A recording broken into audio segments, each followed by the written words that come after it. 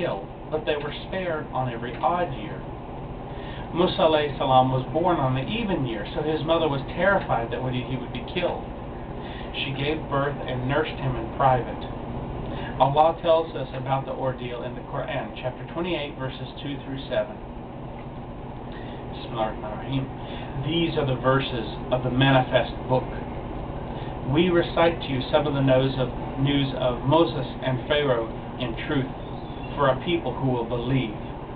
Verily, Pharaoh exalted himself in the land and made its people sects, weakening and oppressing a group of people among them, the children of Israel, killing their sons and letting their females live. Verily, he was of the mufsadeen. Now, the mufsadeen are people who commit great sins and crimes. They're oppressors, tyrants, etc. And we wish to do a favor to those who were weak and oppressed in the land, and to make them rulers and make them inheritors and establish them in the land. And we let Pharaoh and Haman and their hosts receive to them what they feared. And we inspired the mother of Moses, saying, Suckle him, but when you fear for him, cast him out into the river, and fear not, nor grieve. Verily, we shall bring him back to you, and make him one of our messengers. So we see how Musa's mother was instructed by Allah to make a basket and place him into the river where Allah subhanahu wa ta'ala would guide and guard him. The basket then floated peacefully down the river, where the Pharaoh's wife, who was a kind and merciful woman, completely different from her husband, and she was of the believers, she found the baby and hugged the child close to her chest and wept with joy. Even the cold-hearted Pharaoh was amazed at her display and allowed her to keep the child and raise him as an adopted son. Because Moses alayhi salam had already been nursed by his mother, he rejected many wet nurses who were offered by the Pharaoh's wife. Luckily, Musa's sister was able to bring her mother to the palace and offer her as a wet nurse for Musa alayhi salam. You see, Allah had provided a way for Moses to be saved from execution and be kept next to his mother at the same time. Musa alayhi salam grew fast and strong. Since he was an adopted prince, he was also well educated among the scholars of the palace. Allah subhanahu wa ta'ala granted him the courage to do right and the strength to fight for the weak and the intelligence to see the right path from the wrong.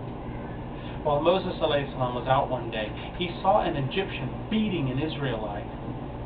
Now he got out of his chariot and beat the Egyptian to death in a fit of rage. As soon as he realized what he had done, Musa alayhi salam fell down on his face and begged for Allah to forgive him. At once, he felt peace enter his heart, and his quick anger was replaced with tranquility and patience in dealing with people. A few days later, the same Israelite was arguing with another Egyptian, and Musa alayhi salam approached him saying, "You seem to be a very argumentative sort of fellow. Why don't you find a better way to deal with issues?" And the Israelite was afraid of Moses alayhi salam and said, "What, will you kill me now like you did the poor man the other day?" Word spread fast, and soon the hidden murder became known to the chiefs and judges of Egypt, who were planning to get rid of Musa alayhi salam. Word reached him that he was in serious trouble, so Musa alayhi salam left Egypt and went into Canaan, where he worked for the people in Midian tending sheep. He traveled for 8 days to reach Midian and could not find food in the desert nor water.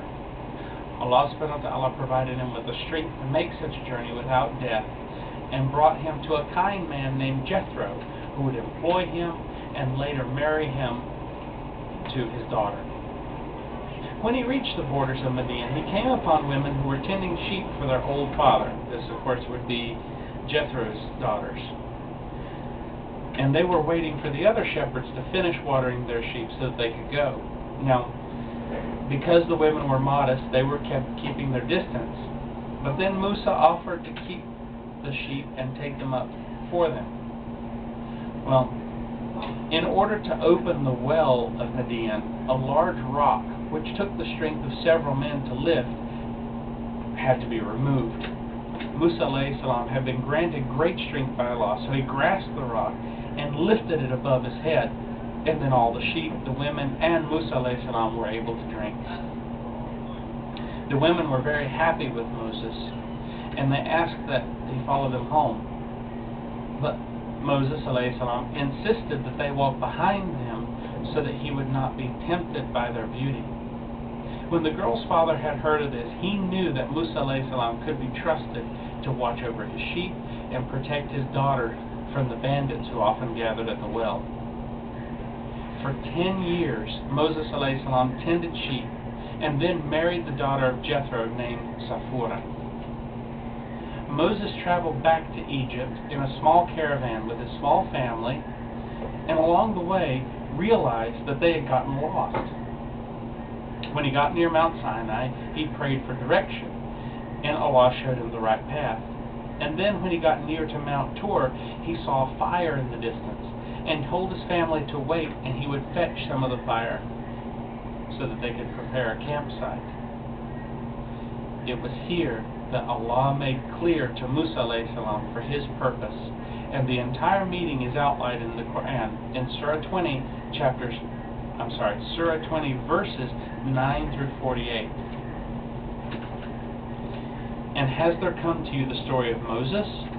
When he saw a fire, he said to his family, "Wait, I have seen a fire. Maybe I can bring you some from there, or find some guidance at it." And when he came to it, he was called by name, "O Moses, truthfully, I am your Lord, so take off your shoes. You are in the sacred valley, Thullah, and I have chosen you.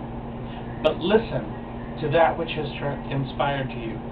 Verily, I am Allah. La ilaha illa anna. None has the right to be worshipped but I." Now, I just want to mention, this is the exact phrase which is translated into the Bible as, "I am that I am." Allah continues, "So worship me and offer prayers perfectly for my remembrance. Verily, the hour is coming, and my will is to keep it hidden, so that every person may be rewarded for that which he strives. Therefore, let the one who believes not in the day of resurrection and reckoning paradise and hell, but follows in his own lusts, divert you from that path, lest you perish. And what is that in your right hand, O Moses?" He said, "This is my stick whereon I lean, wherewith I beat down branches for my sheep, and wherein I find other uses." Allah said, "Cast it down, O Moses." He cast it down, and behold, it was a snake moving quickly. Allah said, "Grasp it, and fear not, we shall return it to its former state. And press your right hand to your left side, and it will come forth white and shining, without any disease, as another sign, that we may show you some of our greater signs. Go to Pharaoh. Verily, he has transgressed all bounds of disbelief and disobedience, and behaved as an arrogant and a tyrant." Moses said, "O my Lord, open for me my chest, grant me self-confidence, contentness, and boldness, and ease my task for me. Make it loose the knot, the defect from my tongue." That's because, historically speaking, we know that Moses alayhi salam had a stutter. "That they may understand my speech, and appoint me a helper from my family, Aaron, my brother. Increase my strength with him, and let him share my task of conveying your message, that we may glorify you much, and remember you much. Verily, you are of us ever a well-seer." Allah has said, "You are granted your request, O Moses. And indeed, we conferred a favor on you another time before, when we inspired your mother, saying, 'Put him into a box, and put him into the river, and the river shall cast it upon the bank, and there an enemy of mine and an enemy of his shall take him in. And I endued you with love from me, in order that you may be brought up under my eye. When your sister went and said, Shall I show you one to nurse him?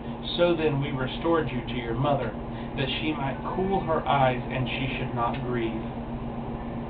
Then you did kill a man, but we saved you from great distress here, and according to the fixed term which I had ordained for you, O Moses.